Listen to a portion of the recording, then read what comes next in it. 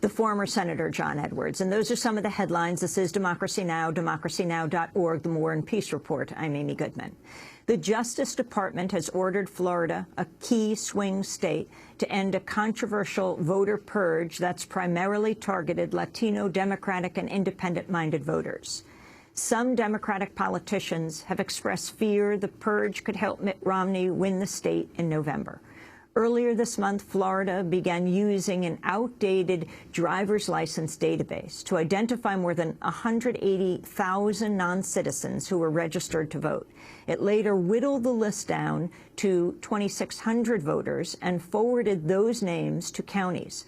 Local election supervisors then sent letters to voters on the list telling them to prove their citizenship within 30 days or be purged from the polls. This comes in a state where nearly 12,000 eligible voters were purged from the rolls after they were wrongly identified as felons in 2000. That year's presidential election between George W. Bush and Al Gore was decided by just 537 votes in Florida. This time, the flawed effort to clean up Florida's voter rolls meant numerous U.S. citizens were caught up in the purge. Among them, a 91-year-old World War II veteran named Bill Internicola. He and his wife Dolores expressed their anger with Florida's Republican Governor Rick Scott. I was flabbergasted, and so was my wife, who I'm married to for 60-plus years. The governor, I don't even want to talk to him. I'm disgusted and annoyed that this should happen in our country. He served his country, he's been a good citizen, he's voted his whole life, and now he should have this problem coming to Florida. Similar reports have surfaced across Florida. More than 350 wrongly targeted eligible voters have been identified in Miami-Dade County. An investigation by the Miami Herald found that the largest groups of voters affected by the purge are Latino, Democratic, and independent-minded voters. Despite widespread criticism, Florida's Republican administration has stood by its efforts. On Thursday, the Department of Justice stepped in to demand Florida cease its voter purge, saying the process had not been cleared under the Voting Rights Act. A letter from the DOJ's Civil Rights Division called for Florida to, quote, please advise whether the state intends to cease the practice so that the department can determine what further action, if any, is necessary. For more, we're joined by three guests. From Capitol Hill, Democratic Congressmember Ted Deutch of Florida. He's one of 6 members of Congress who wrote to Governor Rick Scott demanding the state stop clearing its voter rolls since the process, quote, fails to meet the basic standards of accountability. We're also joined by Maureen Russo in Fort Lauderdale, Florida. She's one of Congressmember Deutch's constituents who received a letter telling her to prove her citizenship or she could lose her right to vote, the vote that she had been involved with for the last 40 years. And here in New York, Diana Sen, lead counsel for Latino Justice, part of a coalition of civil rights groups working to protect Latino voters in Florida and elsewhere. Congressmember Deutch, let's begin with you. Can you tell us what's happening in Florida? Sure. What we've seen in Florida is an effort on a massive scale by Governor Scott to suppress the vote, to make it more difficult for people to vote in Florida. There is a list of 182,000 names that the governor has delivered to supervisors of elections throughout the state. Many on that list are U.S. citizens. Nevertheless, the governor has said that they need to be stricken from the voter rolls. You talked about Bill Internicola. There's another 91-year-old World War II vet who came out yesterday, this time in the Tampa area, who also received a letter. It's outrageous. It's a brazen attempt by the governor and his administration to suppress voter turnout. That's why we've gotten involved, and that's why the news from the Department of Justice is so important. Talk about this letter that was sent late yesterday to Florida from the Department of Justice, Congressman. Sure. The Department of Justice late last night sent a letter to the Secretary of State telling the Secretary of State, demanding that the Secretary of State stop this purge for the reasons that you mentioned, because it violates federal law. The Department of Justice has given the state a week to report back, to advise DOJ how it is that they're going to comply with this demand, and has made it clear that they're going to have to reconsider when they see the results. If the state stops the voter purge, that will be great news for all of us. If, as I fear, they'll continue on full speed ahead, the Department of Justice, my hope is, will proceed with a lawsuit to get an injunction and make this come to an end. Maureen Russo, you're a constituent of Congressman Deutch's. How long have you been voting in Florida?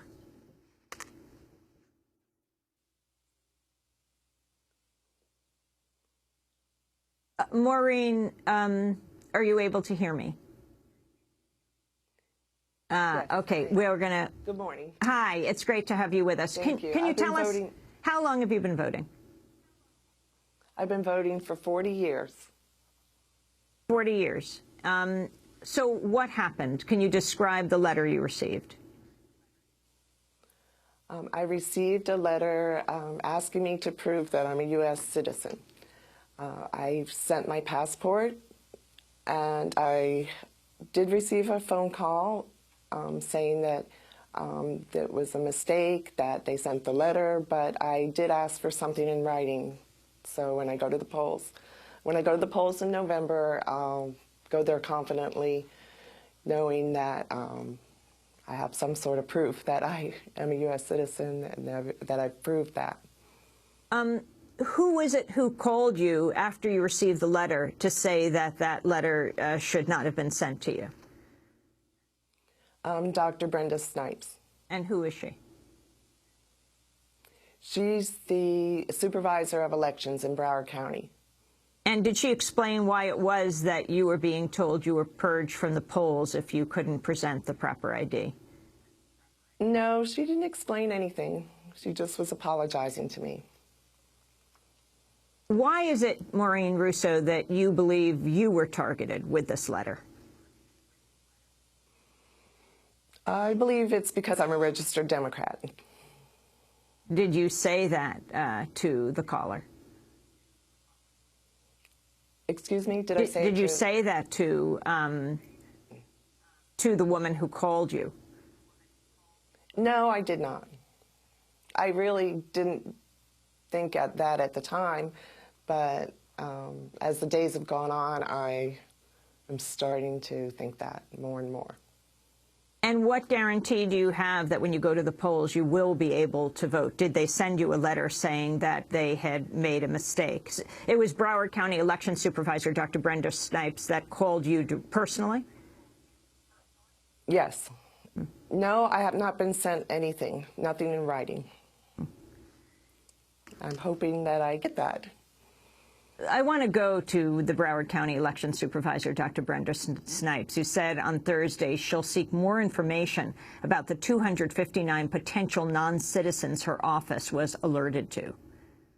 We've had several people come to the counter and they'll say, well, I registered to vote, but I didn't understand at the time. We know we've had lots of different groups over the years to ask people to get registered to vote, and maybe they don't understand English that well, and perhaps they signed up to say that they were interested in voting, but many of these individuals have never voted. Diana Sen is with us, lead counsel for Latino Justice. Explain how you're involved in this case, and can you respond to Dr. Brenda Snipes? We're a civil rights organization based in New York, but very active in the Southeast, particularly in Florida. We've sued the Volusia County for not having ballots in Spanish in violation of the Federal Voting Rights Act. And we've been monitoring the situation. We're particularly concerned that of the list, over 58% of those on the list are Hispanic. And we believe that this is targeting Latinos and that this is in violation of the Federal Voting Rights Act. How? Well, one, it disproportionately affects Latinos, and it's targeting Latinos because we believe that, one, looking at the way that they're compiling this list is they're looking at the Department of Motor Vehicles database. And that database in particular, one, doesn't even ask. To get a driver's license, you don't have to be a citizen in Florida.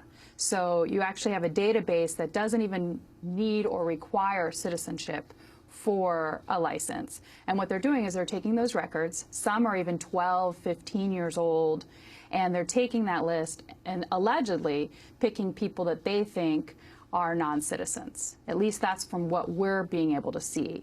And many of these people have since become citizens, or, as you mentioned, the 91-year-old war veteran who, of course, has always been a citizen. So we believe that the lists are flawed. We believe that whatever database they use, which we think is the Department of Motor Vehicles, is outdated and flawed and doesn't even compile the citizenship information that they're looking into. And we're very concerned because obviously the Latino vote is very important, and voting is an American right, and everyone should be concerned about it. On Thursday, Florida's Republican Party chairperson, Lenny Curry, defended Florida's attempt to purge thousands of voters based on what he appeared to admit was flawed data. This is what he said on MSNBC. This process is to ensure that non-citizens do not cast a vote in this election and in future elections. And to be sure, there are certainly some issues with the data. I heard your opening statement that an Army veteran was identified. He presented his paperwork and will not be removed from the voter rolls. But we can fix this. The Department of Homeland Security has a database that's called SAVE, which tracks immigration from beginning to end. If President Obama's administration would release the information in that database and let us cross-check, it would be less likely that people would be contacted and identified that are in fact United States citizens. The administration doesn't want to do that, and the valid question is why? Because they want to politicize this and make this a political discussion rather than a discussion about operating under the rule of law. Florida's Republican Party chairperson, Lenny Curry. Congressmember Deutch, your response to this issue, that it's the fault of the Obama administration who should be handing over immigration information from the Department of Homeland Security. Right. It's sad when you listen to that. I was on with him yesterday, and for him to claim that this is somehow a political issue, even as he tries to focus the attention on President Obama, is shameful. This isn't a political issue. This is a situation where we know thus far over 20%, at least over 20% of the people who received a notice telling them that they're not a citizen and that they don't have a right to vote, indeed are eligible voters. Statewide, what Mr. Curry was talking about, those few problems that he acknowledged, statewide that could mean that tens of thousands of Floridians will lose the right to vote. They're going to get a notice that says, please provide, as he said, some paperwork. And if you don't do it within 30 days, we're going to strike you from the rolls. There are thousands of people who may go to the polls in November only to be told that thanks to Governor Scott, they're not eligible to vote any longer. It's not a political issue. I wish that Governor Scott and the people in his administration would stop making it one and address the real flaws with this program that has no accountability and that the Justice Department rightly points out is illegal. Diana Sen, this issue of saying, so what's the big deal? Then just send in your papers, this idea of putting the burden on the voter rather than the state.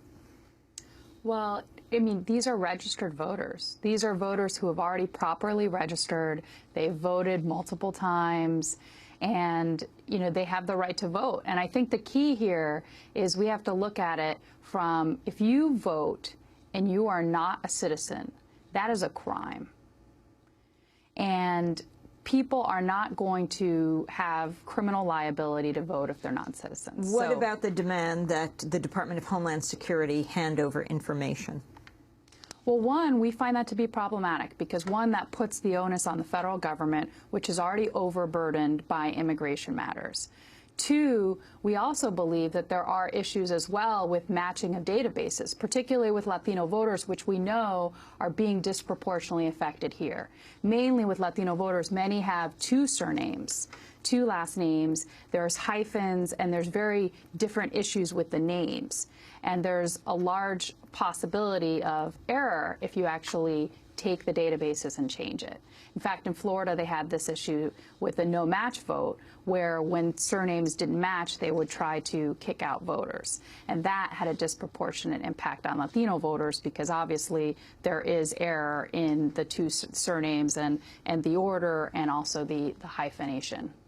We're going to come back to this discussion with Diana Sen, lead counsel for Latino Justice, Maureen Russo, who was a purged Florida voter who now has been assured by the Broward County supervisor that she will not be purged, but has not received any letter assuring her of this, only received a letter saying she had to prove that she was a voter, which she had been doing for 40 years. And Congressmember Ted Deutch with us, Democrat from Florida. Stay with us.